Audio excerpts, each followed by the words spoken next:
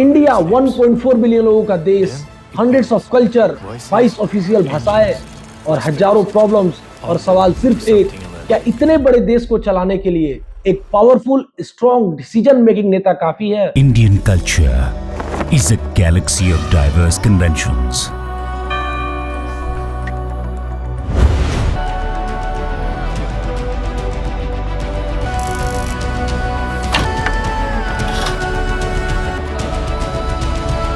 Dance,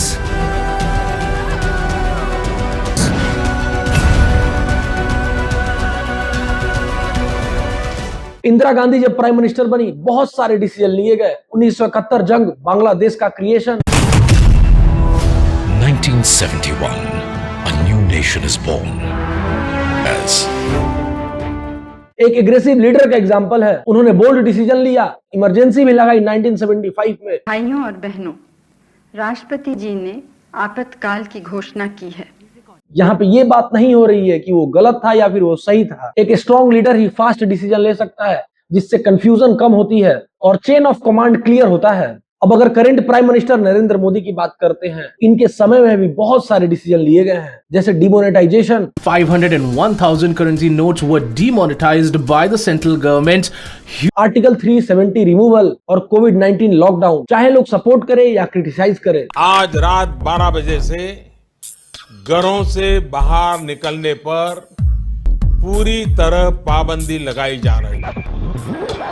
decision अगर fast होता है तो स्ट्रॉन्ग लीडर का एडवांटेज होता है, क्राइसिस कंट्रोल में रहता है, डायरेक्शन क्लियर होता है और अकाउंटेबिलिटी फिक्स होती है। हम सारे लोग जानते हैं कि इमरजेंसी 1975 कोई एक हिस्टोरिकल इवेंट नहीं था, वो एक वार्निंग थी। वार्निंग इस बात की, अगर पावर एक जगह जमा हो जाती है तो सिस्टम का आवाज धीरे धीरे दब जाता है। लेकिन आज सवाल इमरजेंसी रिपीट होने का नहीं है, आज सवाल है परसेप्शन का। आज पावर सिर्फ कॉन्स्टिट्यूशन में नहीं, ब्रांडिंग में भी कॉन्सेंट्रेट हो रही है, और यहीं से शुरू होती है नई टाइप की पॉलिटिक्स। आज ये नैरेटिव बिल्ड किया जा रहा है कि देश का हर काम, हर अचीवमेंट, हर सक्सेस सिर्फ एक चेहरे से जुड़ा है, और यहीं से डिस्कशन डेंजरस हो जाता है। अब एक और इंपॉर्टेंट चीज समझो, पिछले कुछ सालों में ये परसेप्शन बिल्ड किया जा रहा है कि सिर्फ मोदी है तो मुमकिन है।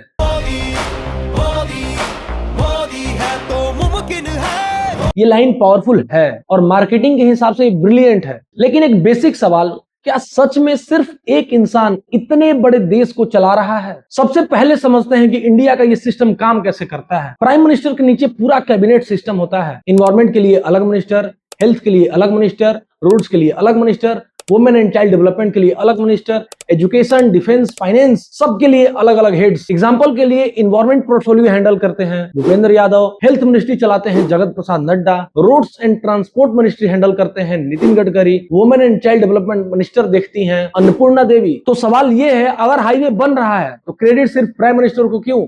अगर हॉस्पिटल का सिस्टम फेल होता है तो सिर्फ ब्लेम प्राइम मिनिस्टर को क्यों?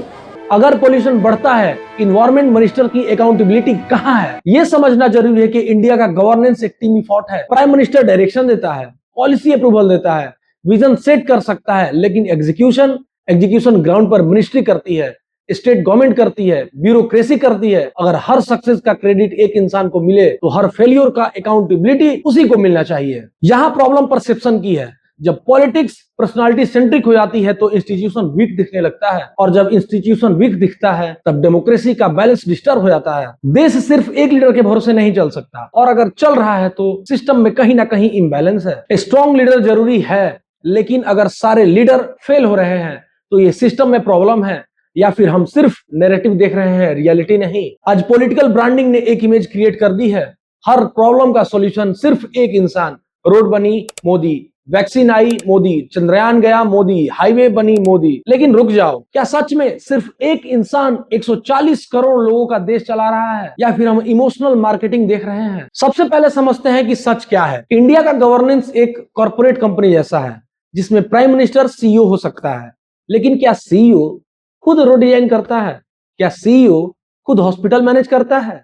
क्या सीईओ खुद पोल्यूशन कंट्रोल करता है? बिल्कुल नहीं। इसलिए अलग अलग मिनिस्ट्री बनाई जाती है, health ministry, environment ministry, transport ministry, women and child development ministry, agriculture, education and etcetera. हर जगह एक कैबिनेट मिनिस्टर बैठा है। तो फिर ऐसा नैरेटिव क्यों है? जैसे बाकी सारे बैकग्राउंड एक्टर हैं, और सिर्फ हीरो एक है। सबसे पहले समझते हैं कि ये डेंजरस क्यों है। क्योंकि जब सक्सेस आए तो क्रेडिट सिर्फ एक को, और जब फेलियर आए तो ब्लेम अपोजिशन को या सिस्टम को। अगर पोल्यूशन कंट्रोल या फेल हो रहा है, एनवायरमेंट मिनिस्टर रिस्पॉन्सिबल होना चाहिए। अगर हेल्थ केयर कोलैप्स हो रहा है, हेल्थ मिनिस्टर रिस्पॉन्सिबल होना चाहिए। अगर वुमेन सेफ्टी इशू है, women and child development minister answerable होना चाहिए।